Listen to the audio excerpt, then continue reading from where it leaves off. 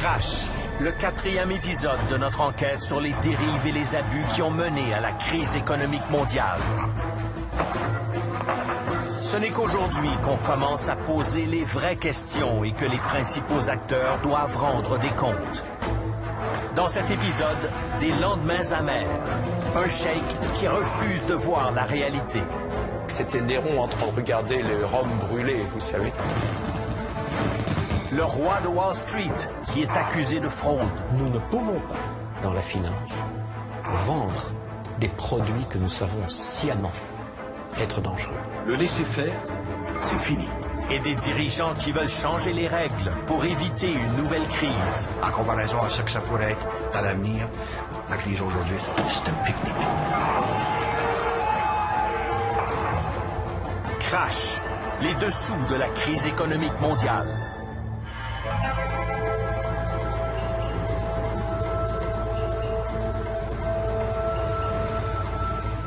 L'enquête sur les causes de la crise débouche souvent sur des cas de fraude et de corruption. Pendant le boom économique dans le quartier financier de Londres, la City, les dérives et les excès du monde bancaire étaient devenus légendaires. Jusqu'à ce que quelqu'un dénonce les frasques du milieu, menaçant de mettre plus d'un banquier dans l'embarras.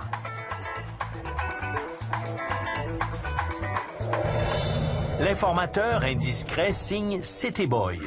Il écrit une chronique très populaire dans un hebdo de Londres. Finalement, son identité est révélée. City Boy est en fait Geraint Anderson, un courtier réputé de 35 ans. Je parlais des fausses rumeurs, de drogue, de clubs de striptease, de sexisme, de racisme. Je mettais l'accent sur les facettes les plus sordides de la City.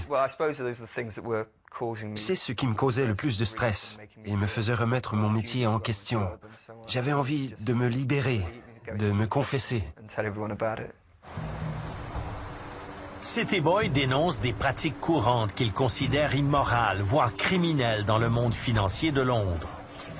Il révèle que les courtiers opérateurs de marché conspiraient régulièrement pour lancer de fausses rumeurs afin d'influencer à leur profit le prix des actions d'une compagnie. Anderson ajoute qu'ils s'échangeaient quotidiennement des informations privilégiées, réalisant ainsi des profits illégaux sur les transactions. C'est la mentalité qui prévalait. Les délits d'initiés, les fausses rumeurs devenaient monnaie courante. Il fallait faire fortune au plus vite, car tout pouvait s'arrêter d'un moment à l'autre. Ça me dégoûtait. Je venais d'une famille pratiquante, des grands-parents missionnaires, un père député travailliste. J'étais hippie. Qu'est-ce que je fichais dans cet univers? Mais ces fraudes révélées en Grande-Bretagne n'étaient rien comparées aux pratiques découvertes dans les hautes sphères américaines de la finance.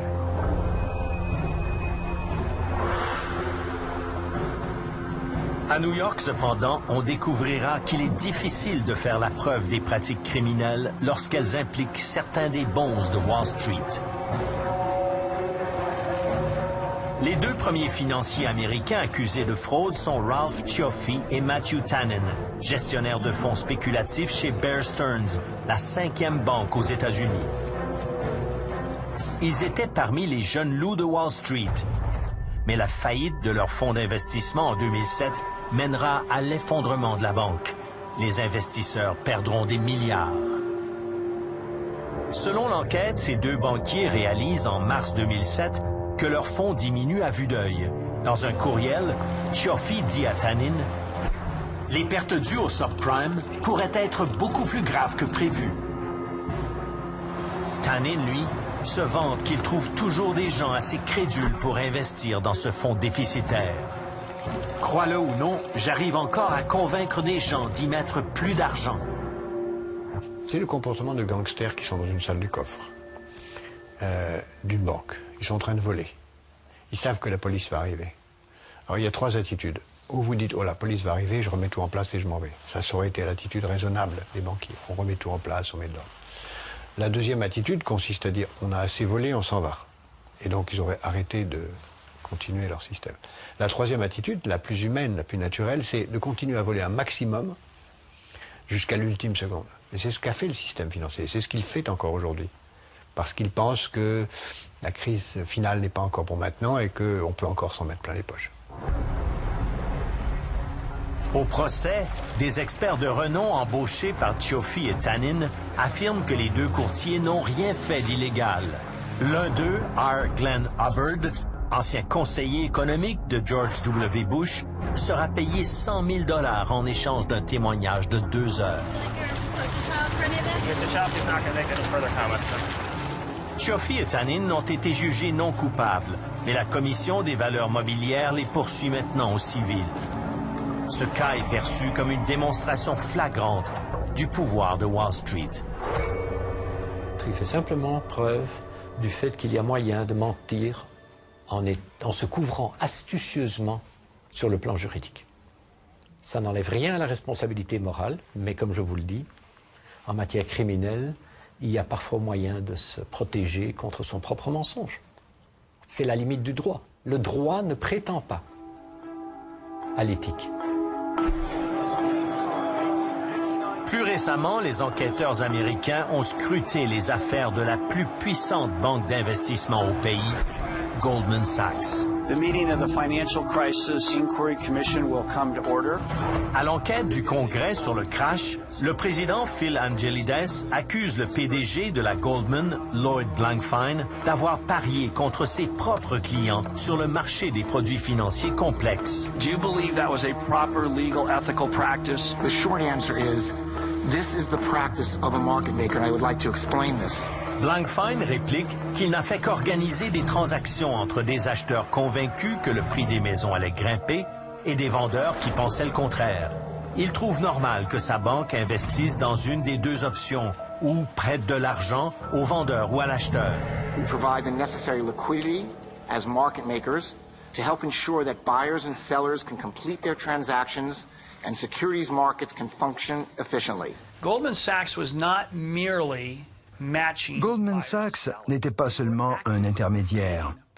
Elle mettait sur le marché ses propres produits. Selon moi, elle en était responsable.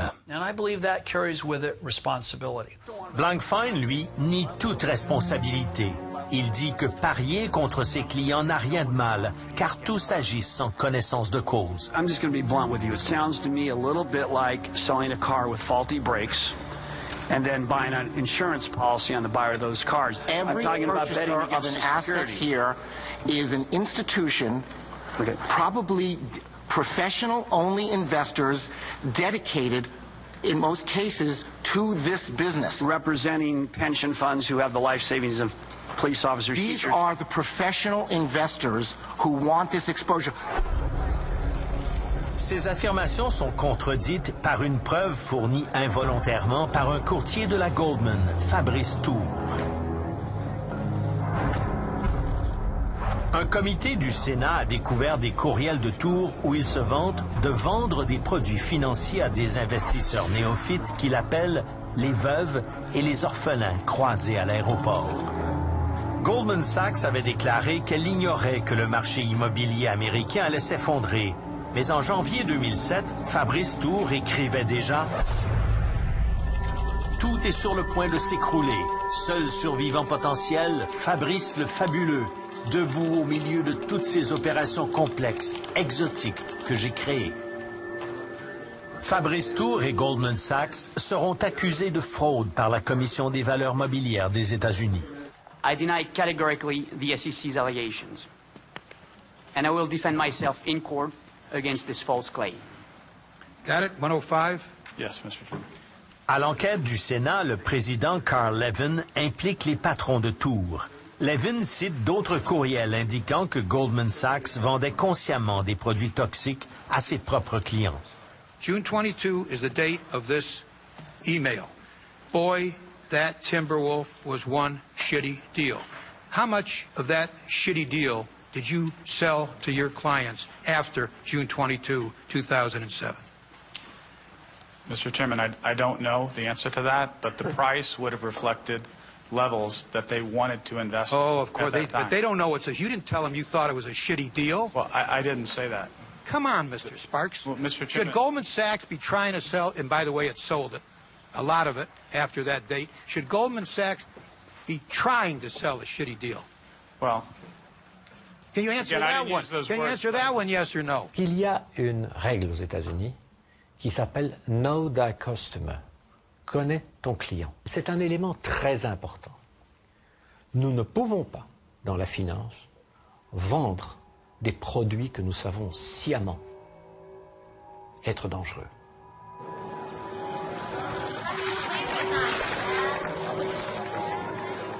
Goldman Sachs évite finalement un procès pour fraude en payant une amende record de 550 millions de dollars. Mais plusieurs représentants du Congrès demandent au ministère de la Justice d'ouvrir une enquête criminelle contre Goldman Sachs et ses hauts dirigeants.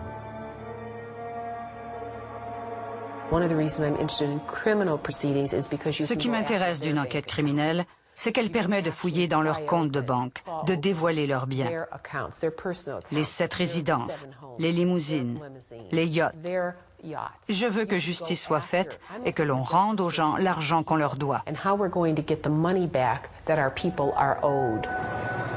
À peine 2 jours après les accusations de fraude, le président de Goldman Sachs, Lloyd Blankfein, accorde 5,5 milliards en bonus à ses employés. Les membres du Congrès sont outrés, puisque c'est grâce au programme de sauvetage du gouvernement si la Goldman a pu faire des centaines de milliards de profits. Goldman Sachs was not a normal bank. It was a speculator in the market. Goldman Sachs faisait de la spéculation. Imaginez que vous allez à Las Vegas, que vous perdez tout votre argent et vous dites « Il faut que je sois récompensé pour mon erreur ». Et là, le gouvernement américain vous rembourse. C'est ce que les banques ont fait. Elles ont réussi à transférer leurs pertes à quelqu'un d'autre et pour se récompenser, leurs dirigeants se sont offerts des bonus. En Europe aussi, on cherche des cas de fraude et de corruption derrière cette crise. Mais déjà, les maîtres de l'arnaque sont revenus en affaires.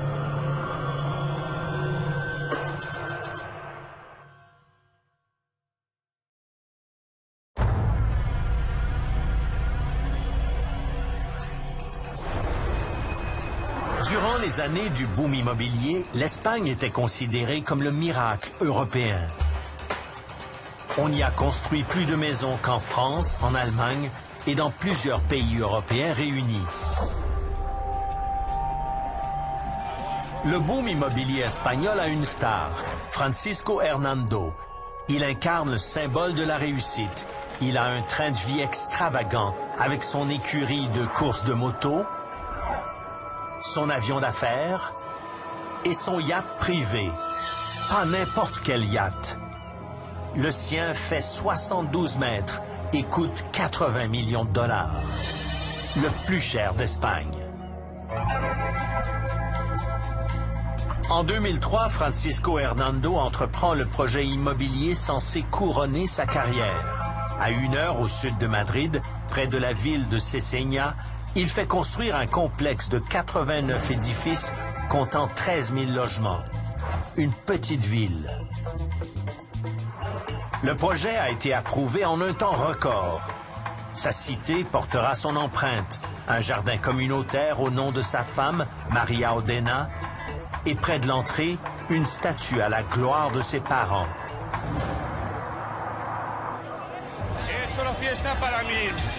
Para los que me han comprado los pisos, los que han confiado en mí.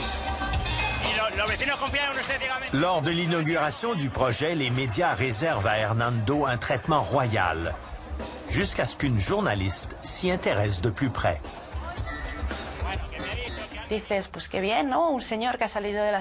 Tout le monde disait que c'était merveilleux. Cet homme était un self-made man. Mais lorsqu'on creuse un peu, on découvre qu'il n'y avait aucun plan pour les réseaux d'aqueducs, les routes, les centres de santé, donc les choses essentielles pour les familles qui devaient y vivre.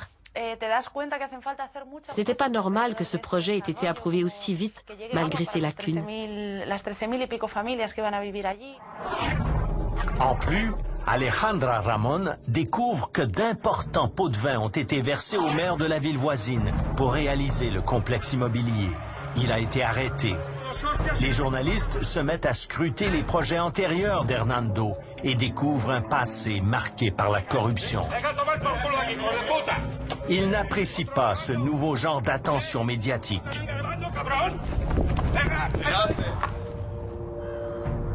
La cité d'Hernando est devenue une ville fantôme. Sans accès aux égouts et à l'eau courante, très peu de gens ont pu s'y installer. Ce n'est qu'une succession d'édifices vides le long de rues désertes.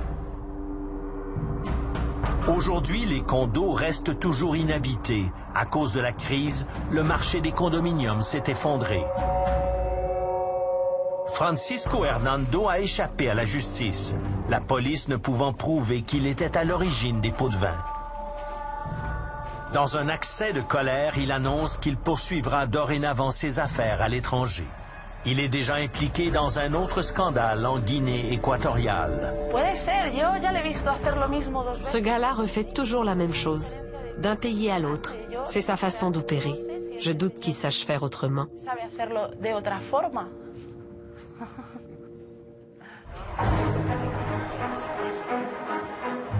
Au cours des 2 dernières années, les enquêtes criminelles en Espagne ont mené à des dizaines d'arrestations. C'est le cas à Marbella, où la quasi-totalité du conseil municipal est accusée d'avoir accepté des pots de vin des promoteurs immobiliers. À cause de la crise, les 2/3 des municipalités espagnoles sont au bord de la faillite. Mais les effets du crash seront encore plus spectaculaires dans une ville qui incarne la bulle immobilière.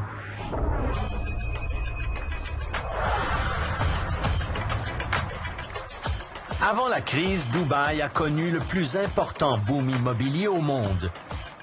Puis, le marché a chuté de 50%, menant la ville au bord de la faillite. On pourrait penser que le leader suprême de cet émirat, le cheikh Mohammed Ben Rachid Al Maktoum, serait inquiet. Au contraire, en janvier 2010, il a organisé une grande fête pour l'inauguration de la plus haute tour du monde, la Burj Khalifa.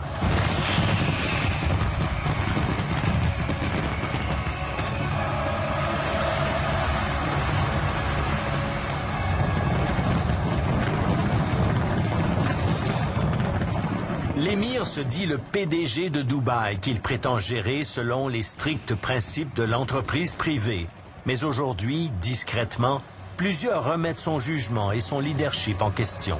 Les gens ont dit que c'était Néron en train de regarder les Roms brûlés.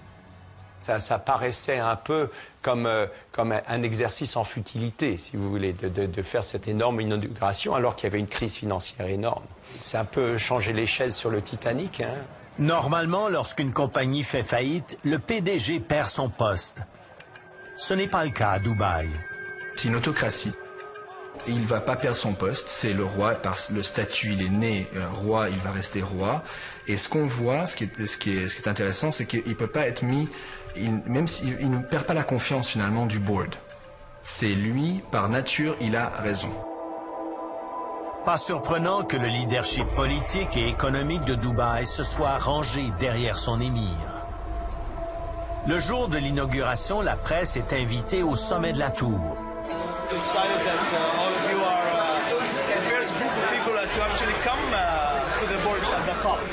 Mohamed Al-Abar, le plus grand promoteur de Dubaï, tente de présenter la crise comme une bonne chose. Maybe values are changing, and that's good because the city at one point got to be too expensive. So I think that's good for the customers and that's good for the city. Mais en examinant la ville de plus près, on voit bien que tout n'est pas aussi rose que ce que les dirigeants prétendent. Ce nouveau réseau de transport, par exemple, construit par un consortium japonais, a coûté 8 milliards de dollars. Mais Dubaï ne peut plus payer. L'émirat offre de rembourser quelques cents pour chaque dollar sur une période de plusieurs années. Avant la crise, le ciel de Dubaï était encombré de grues, comme nulle part ailleurs au monde. Mais aujourd'hui, les chantiers sont presque tous arrêtés. Beaucoup de ces projets immobiliers s'adressaient à des spéculateurs qui n'avaient aucunement l'intention d'y habiter. Ils ne voulaient que les revendre à profit. Le gouvernement a tout fait pour encourager cette pratique. Aux yeux de bien des critiques, c'était une forme de fraude. C'est comme dans un Ponzi scheme, exactement ça. Tant qu'on est capable de ramener des fonds de l'étranger, de l'extérieur du système, le système peut se tenir. Dès que les fonds s'arrêtent, tout s'effondre. Une fois que le système a commencé à se planter, tout s'est effondré comme un château de cartes.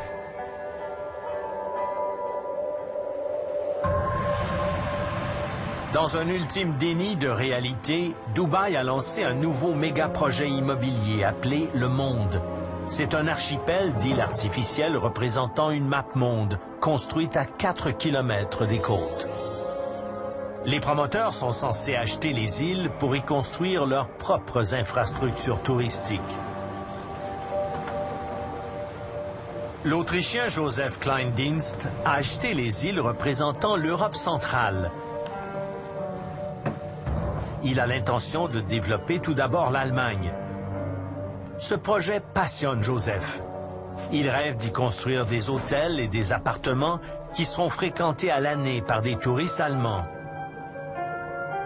Et comme les températures peuvent atteindre les 50 degrés Celsius, Joseph entrevoit rien de moins que de climatiser des rues entières.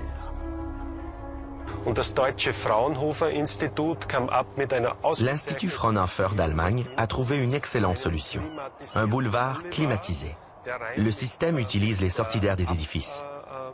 En alignant les immeubles correctement et avec l'aide d'énergie solaire, on peut maintenir une température agréable sur le boulevard l'été, même quand il fait 50 degrés à l'extérieur. L'optimisme de Joseph est difficile à comprendre. La société qui mène le projet n'a plus les moyens de rembourser ses créanciers. Le scepticisme à l'égard de Dubaï ne fait qu'augmenter dans le monde en raison de l'attitude cachotière, voire trompeuse, du gouvernement au sujet de ses finances. Le projet d'île artificielle aux rues climatisées pourrait être plus difficile à vendre que prévu. C'est un de ces grands éléphants blancs qui ne verra jamais le jour, qui a coûté beaucoup d'argent et qui sera là, qu'on verra dans 100 ans ou 200 ans par satellite. Et maintenant, on est encore avec des morceaux de sable et il n'y a pas grand-chose qui se fait dessus. Et personne n'en parle vraiment, mais tout le monde sait que pour l'instant, c'est mort, ce projet-là. Pendant que le cheikh Mohammed choisit d'ignorer la crise, d'autres dirigeants dans le monde essaient plutôt de trouver la cause du problème. Parfois, les questions les plus difficiles viennent de sources inattendues.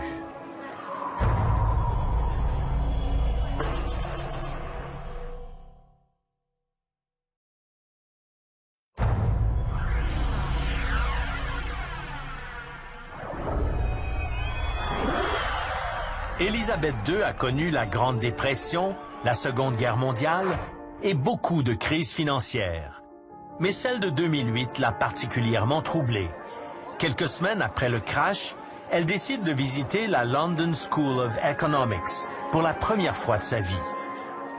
Après les échanges de politesse avec ses hôtes, elle les surprend tous avec une question à brûle-pourpoint.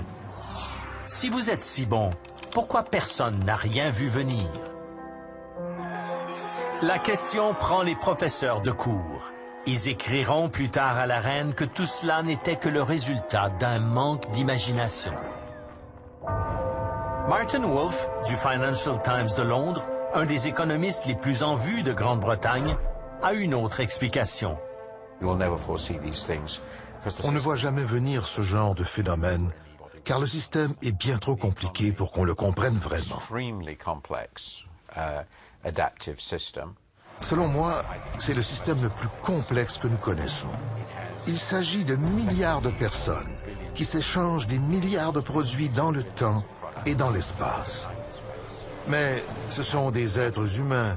Ils sont sujets aux émotions comme l'euphorie, la panique, que ce soit collectivement ou individuellement. Un tel système peut générer des phénomènes très complexes qui peuvent être très difficiles à interpréter.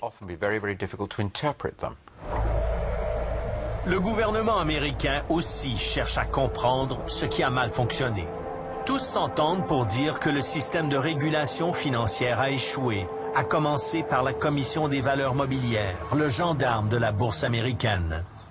Les régulateurs ont été pris au dépourvu pour une raison bien simple. L'heure est à la déréglementation des marchés. L'heure est au libéralisme. Il ne faut pas mettre des entraves aux banquiers et donc les régulateurs n'ont ni les pouvoirs ni les hommes.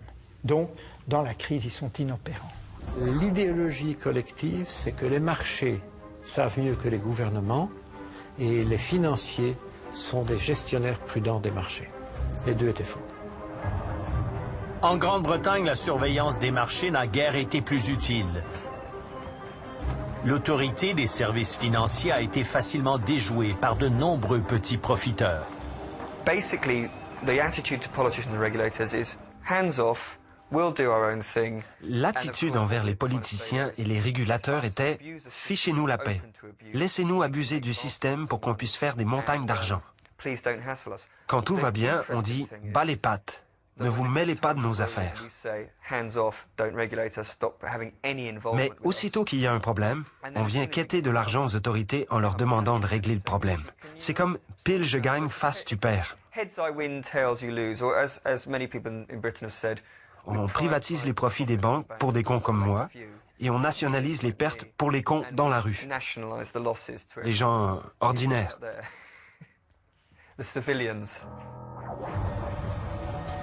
La ministre française des Finances, Christine Lagarde, joue un rôle clé dans la recherche d'un modèle plus efficace de réglementation des finances. C'est dans la nature humaine que d'essayer de contourner les obstacles. Quand on est un petit enfant et qu'on vous donne un interdit, vous essayez de voir comment vous pouvez passer à travers. Là, c'est la même chose. Le gouvernement fixe des règles et le monde des affaires se dit, bon, voilà les règles. Voilà, il faudrait que je paye beaucoup de conseillers, de fiscalistes, d'avocats, de management en consultant, etc. Pour contourner les obstacles. Il faut constamment être en outsmarting each other. Donc il faut constamment anticiper la manière dont l'autre va essayer de contourner la règle pour améliorer la règle. Donc on est en travail permanent. Aux États-Unis, les tentatives d'établir de nouvelles règles financières se sont heurtées au pouvoir de l'argent de Wall Street.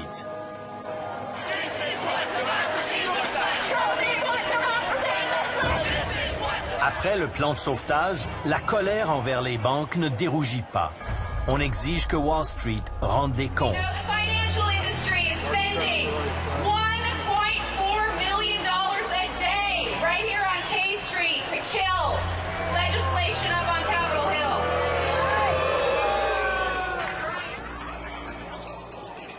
Fait non négligeable, il y a 5 fois plus de lobbyistes de Wall Street à Washington que d'élus au Congrès. Les politiciens sont cernés de toutes parts. Pourtant, Wall Street se dit grande perdante de la nouvelle loi sur la réforme du système financier signée par Barack Obama. Wall Street s'est très bien sorti de la réforme des services financiers. Et c'est pas que c'est une loi sans conséquences, il y a beaucoup de conséquences pour la banque. Mais c'est une loi qui ne remet pas en cause le système financier tel qu'on le connaît, alors qu'elle aurait pu aller plus loin. On estime souvent que là, Obama a perdu une occasion historique. Sur le plan international, la réforme du système de régulation financière n'est pas plus facile. Dominique Strauss-Kahn, le directeur du Fonds monétaire international, dirige les travaux. Ancien ministre des Finances de France, plusieurs voient en lui le prochain président du pays. Il y a aussi les comportements trop risqués qui sont pris par le secteur financier. Il est bien que le secteur financier prenne des risques, c'est fait pour ça. Mais il faut que ces risques soient proportionnés et surtout, il n'est pas admissible que des risques exagérés, lorsqu'ils tournent bien, rapportent de l'argent à ceux qui les ont pris, mais lorsqu'ils tournent mal, fassent payer l'ensemble de la collectivité. Donc, trouver les moyens de contenir cette prise de risque excessive est aussi quelque chose qui est une leçon de la crise. Donc, Retourner à business as usual, comme on dit en anglais, ça serait ne pas tirer de leçon du tout de cette crise, ça serait certainement très mauvais. Si on n'arrive pas à s'entendre sur des règles financières internationales, les banques vont encourager la concurrence entre les pays et favoriser ceux où la réglementation est la plus laxiste. La compétition entre New York et Londres pour le titre de capitale mondiale de la finance aurait d'ailleurs joué un rôle majeur dans la crise de 2008. Éventuellement, on va oublier la crise et tout à coup, il va y avoir une autre course pour devenir la capitale financière mondiale, mais ce sera plus seulement New York ou Londres, ça va être Francfort, ça va être Paris. Et imaginez le jour que Shanghai et Hong Kong s'unissent pour livrer combat contre New York et Londres et les autres pays européens. Mais ça va être énorme. Et si encore nous avons cet arbitrage réglementaire, si on a encore une course vers le fond du baril, mais là nous allons passer par une crise encore pire que celui que nous venons de passer. Selon Dominique Strauss-Kahn, une autre crise comme celle de 2008 est inévitable. Est-ce que la prochaine crise sera dans 2 ans, dans 5 ans, dans 10 ans ou dans 15 ans? Je n'en sais rien. Mais il serait illusoire, un peu naïf, de croire qu'on a eu des crises dans le passé et que celle-là était la dernière et qu'il n'y aura plus jamais de crise. Qu'est-ce qu'il faut faire? Il faut essayer de mettre en place des instruments, et le Fonds monétaire est le principal instrument dont dispose la communauté internationale pour cela, qui permettent à la fois, autant que possible, d'éviter la crise. On ne l'évite pas totalement, elle finit un jour par arriver. En tout cas, d'éviter d'avoir trop de crises, et à la fois, quand elle arrive, d'avoir les instruments qui permettent d'en limiter les effets. C'est ce qu'on a fait cette fois-ci avec le stimulus. Jusqu'ici, la reprise a été financée surtout par d'importants investissements publics. C'était une façon rapide de créer de l'emploi dans les domaines de la construction ou de l'ingénierie, afin de réduire l'importante crise du chômage. Est-ce que ça va marcher? Peut-être à court terme, mais dans le long terme, qu'est-ce qui va se passer? Les gouvernements, ils sont beaucoup plus endettés qu'avant. Ça veut dire que nos enfants et nos petits-enfants vont payer le prix dans les générations qui viennent. Pendant que les gouvernements tentent de limiter les dégâts du crash, une explosion sociale éclate, laissant croire que la prochaine crise est déjà là.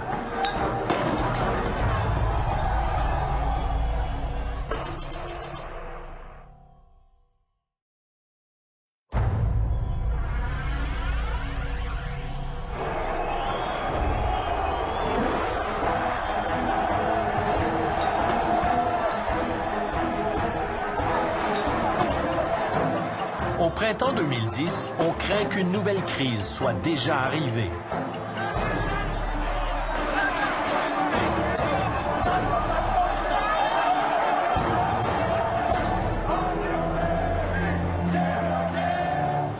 La Grèce est tellement endettée qu'elle n'est plus en mesure de rembourser ses créanciers. Des millions de gens envahissent les rues d'Athènes parce qu'on a réduit leurs salaires et leurs avantages sociaux. Είναι δυσιονό. Παιδιά, δεν τα βλέπω καλά τα πράγματα και μάλλον είμαστε έτοιμοι για άλλη και άλλα μέρη. Αυτό. Είναι πολύ δύσκολο, πάρα πολύ δύσκολο. Φοβάμαι ότι θα έρθουν πολύ χειρότερες μέρες, πολύ πιο δύσκολες μέρες. Τίποτα, την πτώχευση. Νομίζω ότι είναι αναπόφευκτο.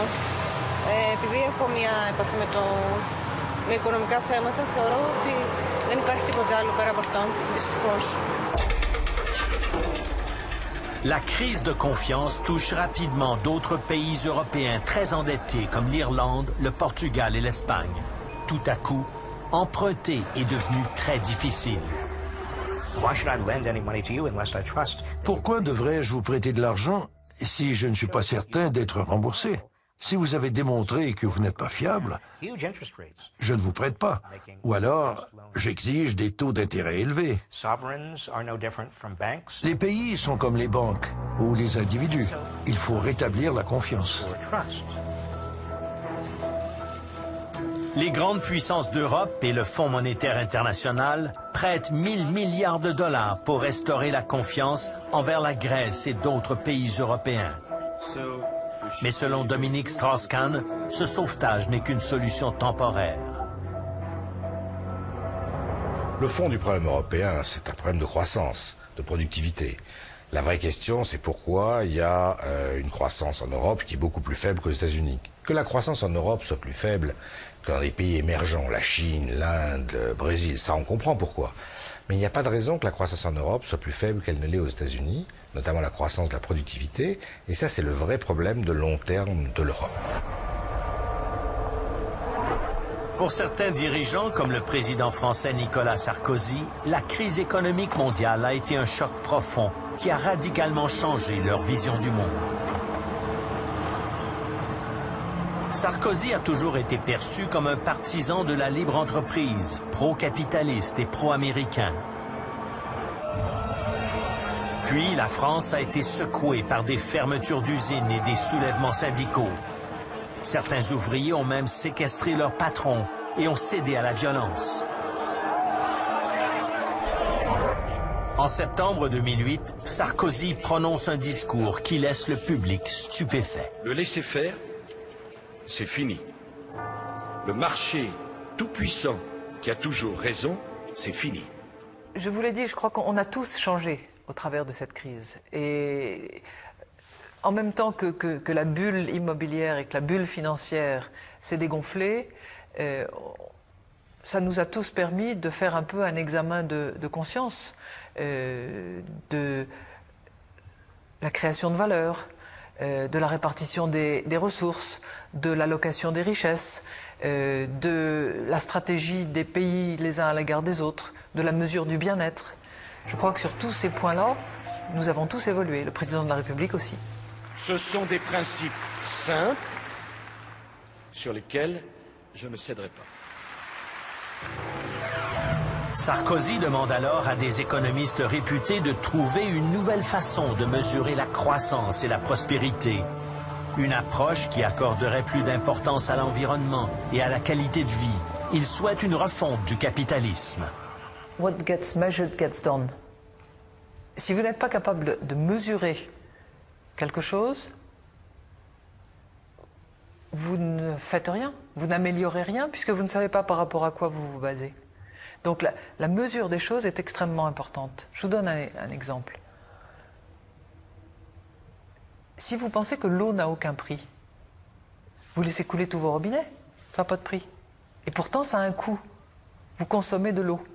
Donc il faut, pour chaque chose, pouvoir fournir une valeur, pouvoir fixer un prix. Pendant qu'en Occident, on songe à redéfinir le capitalisme, la Chine, elle, y adhère dangereusement.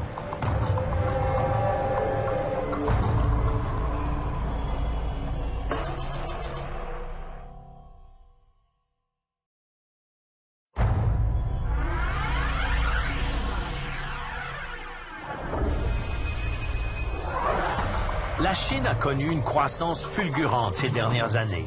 Les économistes estiment qu'elle peut devenir la locomotive qui sortira le monde de la récession. Les Chinois ont maintenant un pouvoir d'achat plus élevé et on espère que leur consommation va relancer l'économie mondiale.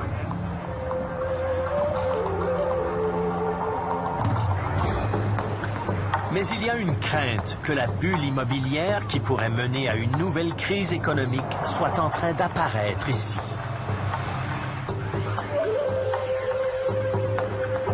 Prenez Chongqing, la plus grande ville au monde. On voit ici la construction d'une chaîne sans fin de tours d'appartements, voisines d'autres tours à moitié vides.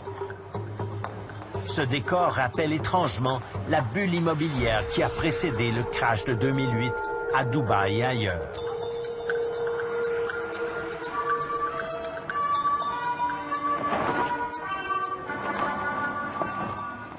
Mais le Parti communiste chinois est peu enclin à dévoiler les failles de son économie.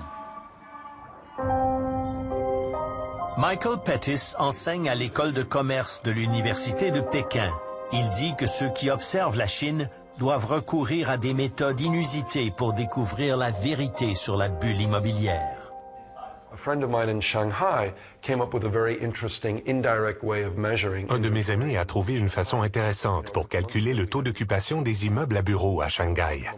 Il y a quelques mois, il y a eu une éclipse solaire totale à 10 heures du matin. C'est une heure où les gens sont censés être au travail. Les lumières auraient donc dû être allumées partout dans la ville. Il s'est promené en voiture et il en a déduit qu'il y avait un nombre incroyable de bureaux vides. Depuis, une étude plus scientifique a mesuré la consommation d'électricité dans les nouvelles tours de bureaux et d'appartements. L'étude a confirmé un nombre important de bureaux vides et elle estime en plus qu'il y a 65 millions de logements vacants en Chine. Autant d'indices qu'il y a une dangereuse bulle immobilière. Au cours des prochaines années, on prévoit que la Chine et l'Inde seront parmi les plus grandes puissances économiques mondiales, ce qui ne fait qu'accroître la crainte que ces pays soient à l'origine d'une nouvelle crise. Les deux plus grandes banques au monde, ce sont des banques chinoises. Alors pensez-y, s'il y a une bulle en Chine, une bulle en Inde, comme nous venons de voir aux États-Unis, mais ça va avoir un effet énorme sur l'Europe, sur les États-Unis. Ça pourrait avoir un effet catastrophique si on ne met pas en place les institutions aujourd'hui pour réglementer, parce que c'est une industrie mondiale, c'est plus national, ça prend une réglementation mondiale. À l'échelle mondiale, aujourd'hui, on a un marché sans État de droit et sans État. Donc tout naturellement, on est condamné à l'échelle mondiale à avoir une situation de crise. Sauf si on a la mise en place d'un état de droit mondial. On ne peut pas avoir de marché mondial sans règles de droit mondial. Laisse-moi vous dire, la crise d'aujourd'hui, en comparaison à ce que ça pourrait être dans l'avenir, la crise d'aujourd'hui, c'est un pique-nique. Au cours des 2 dernières années, les Canadiens ont été témoins de la force et de l'imprévisibilité d'une crise financière. On n'a eu ici qu'un aperçu des manifestations violentes et du chaos qui symbolisent la crise économique ailleurs dans le monde.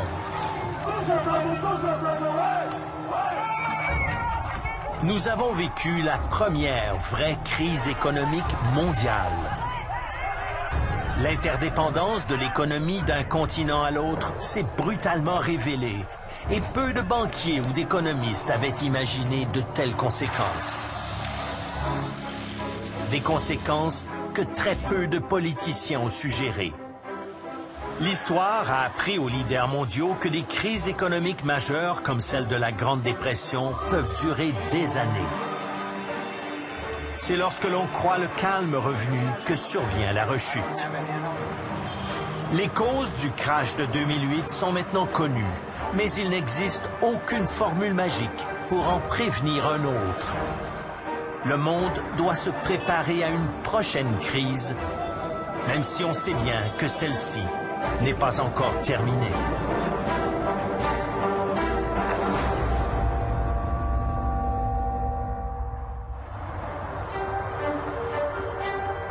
Est-ce qu'on a appris de la crise? Est-ce que ça nous protège contre une autre crise? La réponse, c'est non.